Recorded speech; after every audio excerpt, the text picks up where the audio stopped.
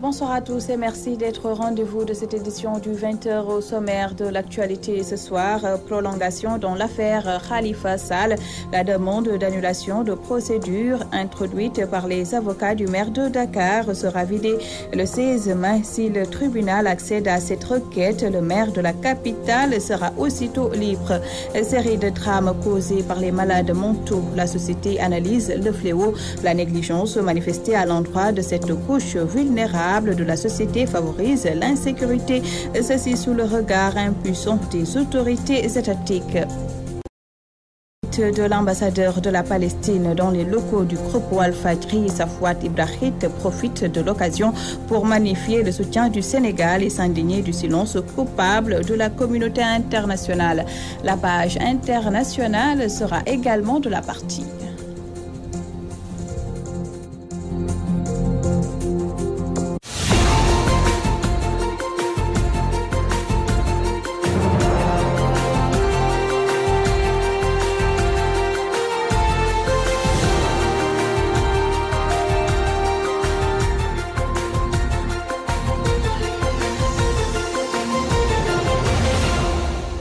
Merci de vous joindre à nous. Affaire Khalifa Sall, la demande d'annulation de procédure introduite par les avocats du maire de Dakar sera vidée le 16 mai prochain pour motiver leur demande faite au tribunal d'annuler la procédure en cours. Les conseils du maire de Dakar ont soulevé l'incompétence de l'IGE à contrôler les institutions municipales. Si le tribunal accède à leur demande, le maire de Dakar sera aussitôt libre. On va y revenir.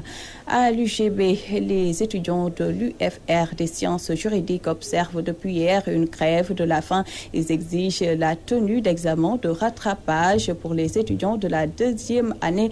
Alune Badara Diop, leur porte-parole, explique au micro de Gabriel Barpier. Aujourd'hui, c'est un fait qui date de presque un mois, 20 jours. Il y a presque un mois, 20 jours, les résultats des rattrapages pour les étudiants de licence 2 ont été affichés. Alors, on demandait à nos étudiants d'aller faire des examens de rattrapage, alors que dans une grande majorité, ceux-ci ne savaient pas s'ils devaient les subir ou pas, parce que les notes qu'on avait affichées faisaient l'objet d'omissions et des problèmes. Les étudiants avaient fait des réclamations. Les dites réclamations, dans leur grande majorité, n'ont pas été prises en charge, n'ont pas été traitées. Jusqu'à la veille des rattrapages, certains étudiants, dans une grande majorité, ne savaient pas s'ils devaient subir ou pas les examens de rattrapage. Donc face à cette situation, nous avons demandé à nos étudiants de ne pas aller subir ces examens jusqu'à ce que le problème soit réglé. Fort de ce constat, l'administration a pris une décision, celle de déclarer ces 327 étudiants-là défaillants et de tous les mettre au charbon. Alors, par rapport à ces situations, nous avons décrété un mouvement qui a commencé par une médiation. Pendant presque un mois, 15 jours, nous avons fait de la médiation. Au-delà de la médiation n'a pas abouti. Nous avons encore une fois revenu à la charge avec une lutte syndicale. Nous avons décrété 72 heures, puis 96 heures de cessation de toute activité pédagogique.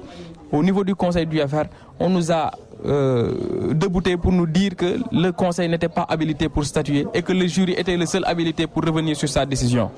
Face à cette situation, nous, représentants d'étudiants, face à cette instabilité qui règne dans cette université, dans cette faculté de droit, et ce retard notoire que nous notons, l'année 2015-2016 n'est pas encore clôturée au niveau de notre université. Fort de ce constat, nous avons demandé et nous avons décrété une grève de la faim. Cette grève de la faim a pour seul et unique objectif que les étudiants de L2 pour le semestre 1 fassent leur rattrapage. Tout ce que nous demandons est... Litige foncier à Guinaw Rail Sud, des commerçants établis au niveau de l'extension du marché central aux passants disent non à la spoliation de leur terrain par l'APIX pour l'implantation d'un bassin de rétention. Ils se disent prêts à y laisser leur vie. Théodore Semedo les a rencontrés. Reportage. Que les travaux arrêtent. Et moi, je ne voulais pas que ça dégénère. Donc j'ai appelé le commissaire.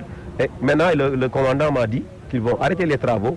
On va prendre une délégation de ces personnes, la mairie, on va aller à la police, discuter là-bas, appeler le préfet pour... Des heures évitées de justesse à Guinaw Rail Sud entre un promoteur et commerçant propriétaire d'un terrain. N'eût été l'intervention très rapide des autorités municipales locales et de la police, le pire allait se produire face à la détermination des commerçants hostiles à l'érection d'un bassin de rétention de drainage des eaux pluviales sur leur terrain. Le problème en est que nous sommes revenus à un beau jour et nous avons vu l'APIX qui vient de prendre l'option de terrain qui nous a été distribuée par une famille Lebou. Non, on ne s'est pas concerté. Ils ne nous ont pas concerté. Ils sont revenus un beau jour et venir en activité. Le carton nous paie 1 989 600 par an au gouvernement, au trésor public. Ces acteurs du secteur informel établis au niveau de l'extension du marché central aux poissons de Pikine déclarent à qui veut les entendre qu'ils n'accepteront pas d'être les agneaux du sacrifice, quitte même à y laisser leur vie. Nous avons fait tous nos devoirs, nous avons nos papiers qui étaient nécessaires à ce terrain, nous avons passé au cadastre, nous avons passé au domaine et nous avons nos papiers nécessaires. Et nous avons vendu ce terrain avec beaucoup de l'argent. On appelle à tout le monde, plus particulièrement aux autorités, au chef de l'État, monsieur le président de la République, Macky Sall. Il faut nous venir en aide parce que nous sommes fatigués. On va continuer, on risque de porter plainte, il n'y a pas de problème. Nous allons jusqu'au bout, même si nous perdons notre âme, il n'y a pas de problème. Les autorités municipales de Guinaw Rail Sud, de leur côté, invitent l'État à revoir sa démarche pour apaiser la tension. Nous savons tous que la zone de Pikine Irrégulier Sud a été déclarée zone d'utilité publique. Quelqu'un qui déguerpit une maison, quelqu'un qui sort des gens de leur maison, ne va pas laisser un terrain nu.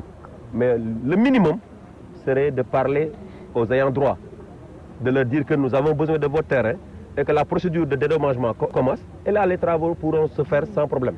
Mais ceci n'a pas été fait. Nous-mêmes, la collectivité locale, on n'a même pas été saisi d'une lettre pour nous dire que les travaux vont commencer. Ce terrain appartient à des tiers.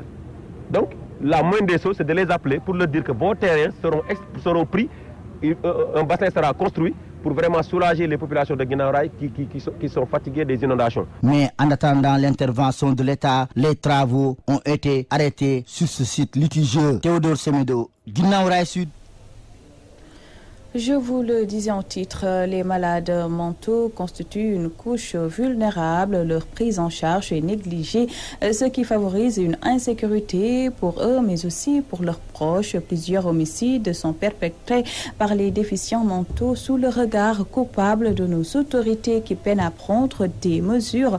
Un reportage de Khady Silla avec Papis Mbaye.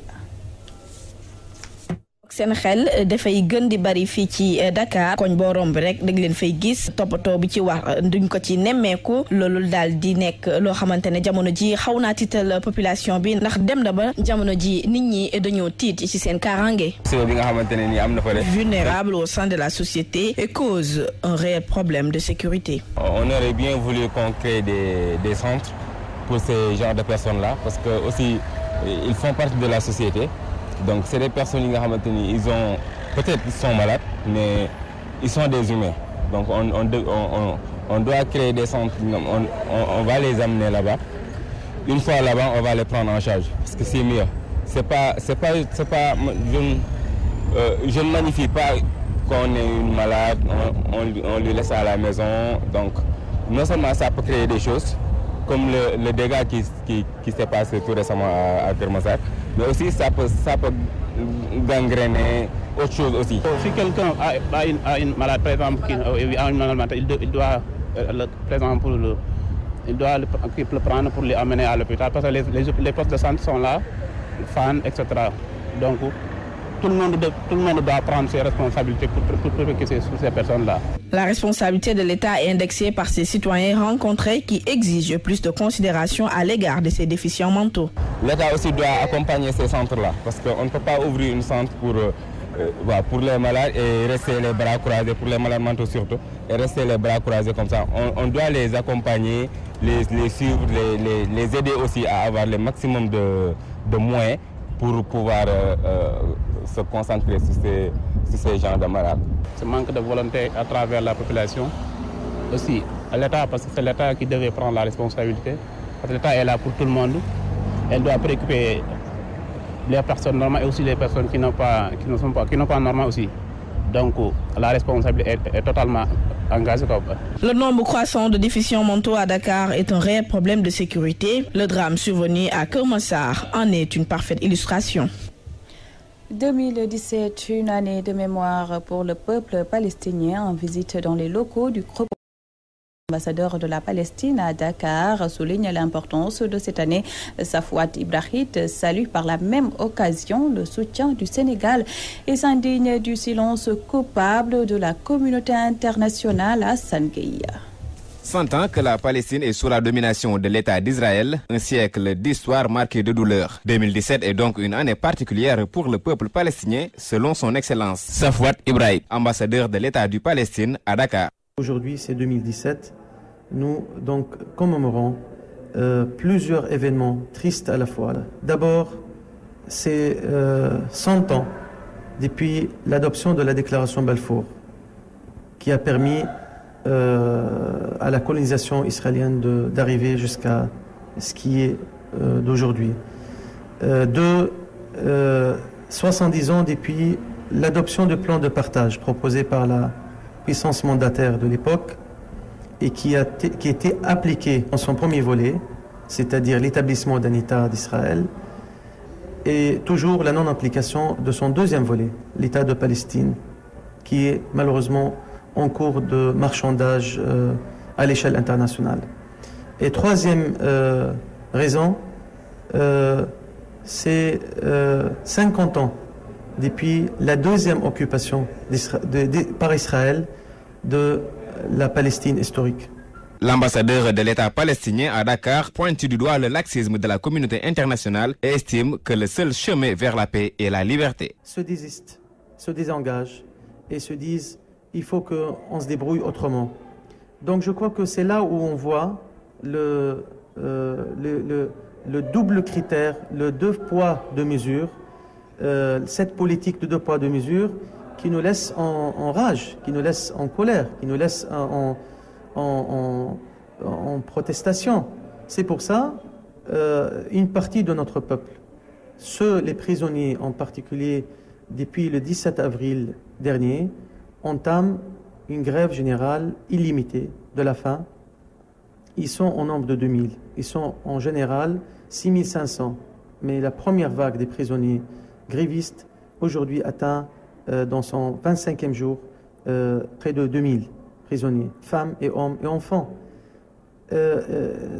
Ils protestent à travers cette action non violente. Ils envoient un message que nous ne pouvons pas accepter l'humiliation ou le traitement inhumain et que le seul chemin vers la paix, c'est la liberté. Au peuple sénégalais, son Excellence demande le renforcement de son soutien à l'endroit de la cause palestinienne. Nous souhaitons tout simplement que la société sénégalaise porte la voix de ses opprimés, porte solidairement un message de fraternité, un message de reconforter, afin de reconforter leur combat, envoyer d'une seule voix un message de soutien et de solidarité et de soutien à leurs revendications minimales, basiques, humaines. Venu tendre la main à Sidi Lamine Niasse, Safouat Ibrahim témoigne de la grandeur de son hôte. Simplement, je viens ici toujours à titre fraternel. Tout d'abord parce que c'est notre grand frère.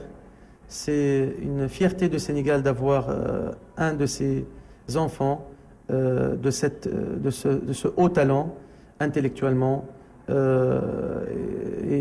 il n'a pas besoin de mon témoignage. On a assisté à ses œuvres, à son parcours, donc on peut tous constater cette réalité. Je viens pour le convier à participer à cette tribune, ce jour de rassemblement, mardi prochain 16 mai, à 10h, à l'UCAD 2, et pour qu'il prenne la parole à son nom. Mais je sais qu'il représente plus que son nom. Et puis, sa présence rehausse certainement le niveau des participants et le niveau de l'engagement attendu et souhaité par cette assemblée. Depuis la déclaration Balfour en 1917 établissant la Palestine en foyer national du peuple juif, les Palestiniens résistent et se battent. Décidés à regagner leurs terres au péril de leur vie, près de 2000 prisonniers palestiniens en grève de faim depuis le 17 avril. Pour rendre hommage à ces grévistes et envoyer un message à la communauté internationale, l'ambassade de la Palestine à Dakar prévoit une cérémonie ce matin.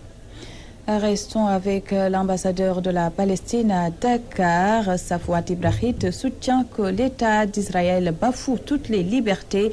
Il existe même une loi autorisant la torture. Ces propos sont recueillis par Hassan Gueye. Aujourd'hui, on peut affirmer que Israël, en tant que puissance occupante, c'est le seul pays au monde qui viole gravement les conventions de Genève concernant les populations civiles en terre occupée. C'est le seul pays au monde qui autorise par une loi textuellement la torture sous toutes ses formes. C'est le seul pays au monde où le prisonnier peut mourir à l'intérieur de sa cellule et rester emprisonné en cadavre parce qu'il n'a pas encore terminé son jugement. Nous avons aujourd'hui plusieurs particularités. En Palestine, nous avons 10 personnes qui ont dépassé les 30 ans de prison. Donc Nelson Mandela, le grande figure de l'Afrique, a passé seul 28 ans à peu près.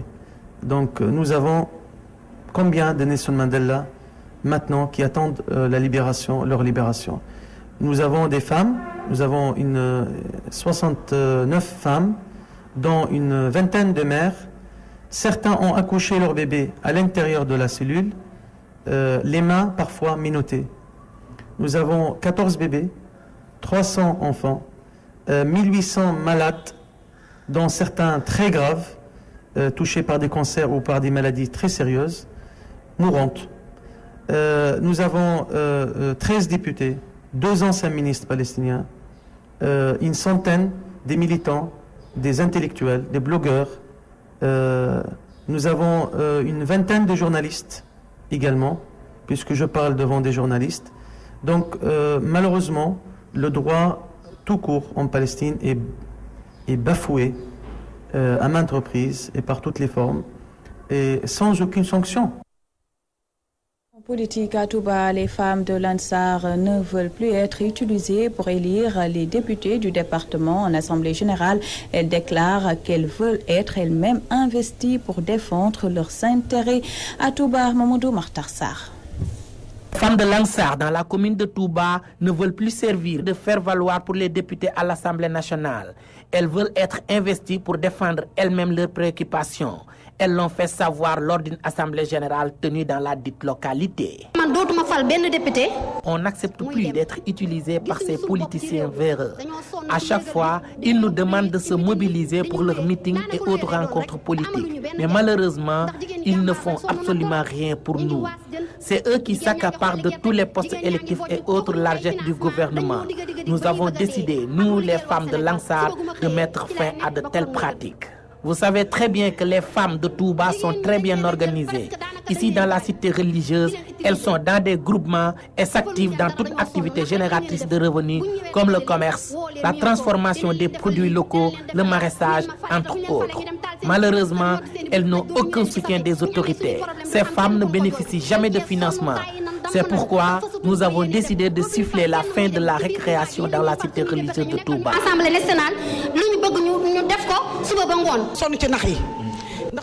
Nous sommes très fatigués d'être utilisés par ces politiciens qui, à chaque fois, viennent nous distribuer des t-shirts et autres tissus pour nous leurrer. Et après être élus, ils ne remettent plus les pieds dans la localité. Ces femmes de l'Ansar, avec à leur tête Sokhna Anta Sarr, se disent ouvertes à d'autres alliances électorales, comme celle du mouvement de la diaspora, pour conquérir des postes de députés à l'Assemblée nationale. Nous avons décidé de travailler avec le mouvement de la diaspora. on va descendre sur le terrain pour battre campagne. Et on est ouvert à d'autres alliances électorales pour ces législatives. Touba Mbacké, Mamadou Makhtar Sarr pour la radio-télévision Walfadjri. Serigne Modou Bara Dolly Mbacké porte plainte contre Moustapha Cissé Lo pour injure publique et menace de mort. Le responsable APR avait exprimé son opposition au retour du député Cissé Lo à Touba. Serigne Modou Bara Dolly que nous écoutons au micro de Mamadou Makhtar Sarr. J'ai été interpellé par des journalistes sur le retour de Moustapha Cissé Lo dans la cité religieuse de Touba. J'ai donné mon point de vue en tant que responsable APR. Moi, j'ai dit que je suis contre une telle décision, car lui, Moustapha Cissé Lo, il avait déclaré qu'il avait gelé toutes ses activités dans la cité religieuse de Touba pour aller militer à Dakar. Au lendemain de ma déclaration, son fils m'a appelé en premier pour m'insulter de père et de mère avant de me menacer de mort. Quelques minutes après, c'est Cissé Lo en personne qui m'appelle pour lui aussi faire la même chose, m'insulter et me menacer. Et moi, en tant que responsable, j'ai décidé de porter plainte. Je demande à la justice de faire son travail. Il faut qu'on arrête les dérives de Moustapha Cissé Lo.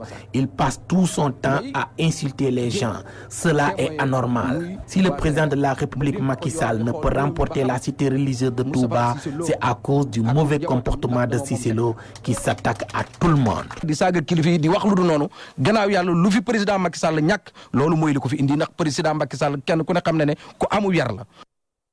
Le mouvement Dabali dans le RIP a reçu la délégation du président du conseil départemental, Mohamed Sow. Un meeting organisé à cet effet a permis aux Antillas de donner des arguments qui les ont poussés à créer une liste départementale de l'APR. Les détails avec Al-Hassan Ba.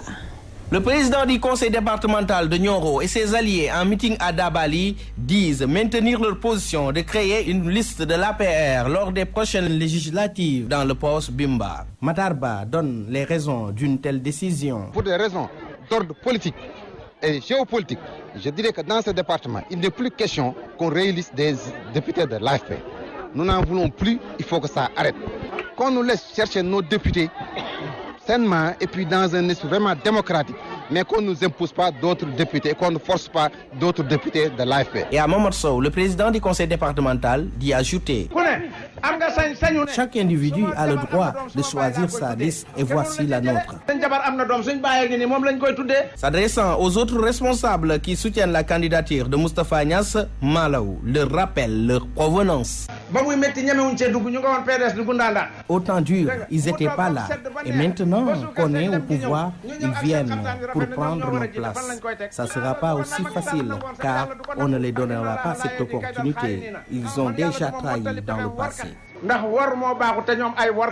Malaw, toujours convaincu que l'APR est majoritaire dans le pays, il défie et appelle les chefs de l'opposition à aller diriger leur liste départementale.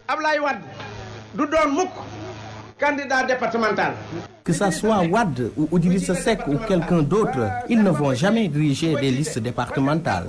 Ils veulent se cacher derrière leur liste nationale pour avoir une place à l'Assemblée nationale et créer des problèmes au président de la République. Ils n'oseront jamais une telle aventure, car une pure défaite les accueillera.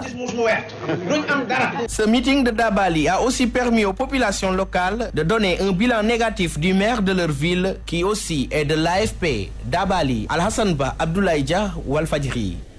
L'association Mon Devoir, basée à Tivaouane-Peulh, a formé 60 jeunes nautiques. Une cérémonie de remise de diplôme a été organisée. Des stages sont assurés à tous. Nachib Sagna.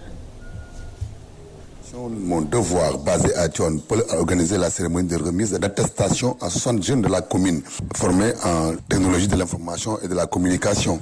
La formation est organisée avec la bénédiction de Mamadou Ba, acteur de développement et parrain. Notre objectif est de lutter contre la fracture numérique dans notre commune. Pour nos pays émergents, il faut éradiquer la fracture numérique au Sénégal et faciliter l'accès de tous aux ressources numériques. Pour cela, nous engageons à agir pour aider les exclus du système scolaire existants ou potentiels en leur donnant la chance de s'instruire au TIC, particulièrement aujourd'hui. Les récipiendaires vont bénéficier d'un suivi, dans des stages dans les entreprises de la place. Cette formation avait pour but pour rentrer dans le milieu de la professionnelle. Les gens de l'entreprise peuvent nous aider à entrer dans ce milieu. Puisque ici au Sénégal, on voit que les gens par contre de l'expérience. Autant que dans la formation professionnelle, on a déjà l'expérience. Donc ça ne reste que nos ambassadeurs dans ce milieu. Tivaouane Peulh est une nouvelle commune avec un taux élevé de jeunes. La commune s'agrandit et de nouvelles infrastructures sortent de terre, d'où des mesures d'accompagnement. Tivaouane Peulh nañu sañaare télévision Walfadjri. Ce 11 mai est célébré l'anniversaire du décès de Bob Marley, le chanteur du reggae au Sénégal. On se souvient aussi ce 11 mai du rappel à Dieu de Blaise Diagne et de Omar Blondin Diop. Fatou Diouf. Le 11 mai, une date qui renvoie à l'anniversaire de décès de célèbres hommes originaires d'Afrique. Bob Marley, né Robert Nesta Marley, décédé le 11 mai 1981, est un grand musicien, le plus connu et le plus vénéré du reggae, tout en étant considéré comme celui qui a permis à la musique jamaïcaine et au mouvement Rastafari de connaître une audience planétaire. Il a vendu plus de 200 millions de disques à travers le monde. Blaise Diagne, une autre personnalité, est mort le 11 mai 1934 en France. Il est le premier député africain élu à la Chambre des députés française. Il est également le premier africain sous-secrétaire d'État aux colonies, fervent assimilationniste. Il a également joué un rôle important en faveur des droits des Africains engagés dans les troupes coloniales. Omar Blondin Diop est mort en prison sur l'île de Gorée le 11 mai 1973 à l'âge de 26 ans. Il était un intellectuel, militant politique sénégalais et membre actif du mouvement des jeunes marxistes-lénistes du Sénégal. Omar Blondin Diop fut une figure emblématique du mouvement contestataire qui défia l'ancien président sénégalais Léopold Sédar Senghor. La page internationale s'installe maintenant dans ce 20h. Le récit est signé de Fatou Ndiaye Mbacké.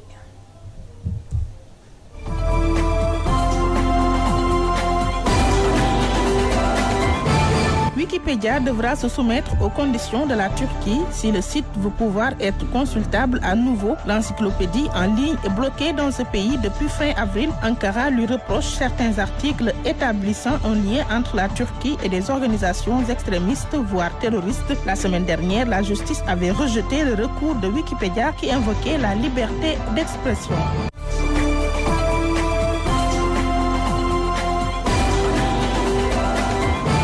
Au Brésil, le procès de l'ex-président Lula divise la population. La preuve lors de son face-à-face avec le charismatique juge Sergio Moro. Des centaines de supporters venus des 4 coins du pays ont fait le déplacement en guise de compassion envers Luis Ignacio Lula da Silva. Pour rappel, Lula est accusé d'avoir reçu en pot de vin un triplex dans une station balnéaire très prisée de l'État de Sao Paulo, un cadeau qu'il aurait reçu en échange de contrats cédés par Petrobras au groupe bâtiment OAS.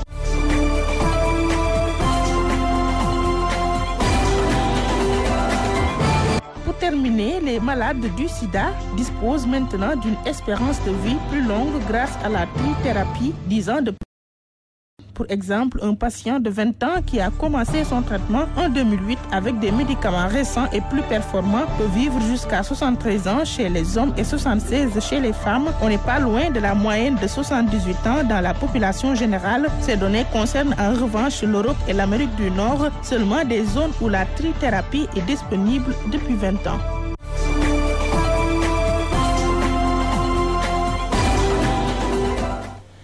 Dans l'actualité sportive, la FIBA Afrique a revu sa copie par rapport à la tenue de l'Afrobasket masculin et féminin de l'année 2017. Contrairement aux années précédentes, l'Afrobasket féminin va se tenir en premier à Bamako au mois d'août. Les garçons jouent au mois de septembre en Angola. Le président de la Fédération sénégalaise de basket, Babacar Ndiaye, revient sur cette décision de la FIBA Afrique. Il est joint par Cheikh Tidiane Gomis.